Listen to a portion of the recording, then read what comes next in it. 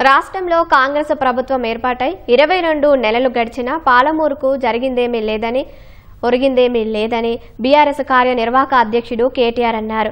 గత ప్రభుత్వ హయాంలోనే పాలమూరు రంగారెడ్డి ప్రాజెక్టు పనులు 90% పూర్తి చేసి ఇచ్చామన్నారు. మిగతా 10% పనులు పూర్తి చేస్తే 12 లక్షల ఎకరాలకు నీరు అందించగలిగే అవకాశం ఉన్నప్పటికీ ప్రభుత్వం నిర్లక్ష్యం చేస్తుందని ఆరోపించారు. పాలమూరు బిడ్డ జిల్లాను అభివృద్ధి చేస్తారని నమ్మి ప్రజల అవకాశమిస్తే వారిని నట్టేట ముంచారని విమర్శించారు. పాలమూరు వెనకబాటుకు కాంగ్రెస్ టీడీపీ కారణమని గతంలోనే రేవంత్ రెడ్డి అన్న వ్యాఖ్యలను గుర్తు చేశారు.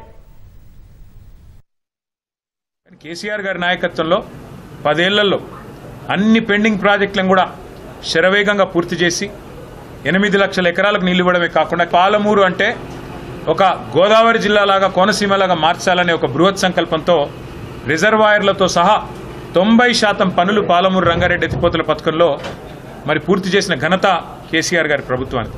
2 పిల్లర్లు దెబ్బతింటే 200-250 రూపాయల ఏజెన్సీయే ఖర్చు పెట్టి రిపేర్ చేసే అవకాశం ఉండగా కూడా ప్రజల మీద ఒక పైసా భారం పడకుండా చేసే అవకాశం ఉండగా దాన్ని ముందుకు పోనీయరు. సరే అక్కడంటే ఏదో జరిగింది, ఏదో మీరు 20 నెలలు మీ పైశాచిక ఆనందం కోసం రైతులను ఇబ్బంది పెడుతున్నారు, కేసీఆర్ గారిని ఇబ్బంది పెట్టడం ద్వారా కేసీఆర్ గారి మీద కేసు పెట్టాలనుకోవడం ద్వారా అక్కడ ఒక రాజకీయ కుయుక్తితో ప్రయత్నం చేసినారు అనుకోవచ్చు. మరి పాలమూరు రంగారెడ్డి ఎత్తిపోతల పథకానికి ఏమైంది? ఇక్కడ మీకు ఏ ఆటంకం లేదు కదా. 22 నెలల్లో మీరు డబ్బులు కేటాయించి పాలమూరు రంగారెడ్డి ఎత్తిపోతల పథకానికి శ్రీకారం చుట్టడానికి మీకు మనసు రావడం లేదా రేవంత్ రెడ్డి గారని మేము అడుగుతా ఉన్నాం.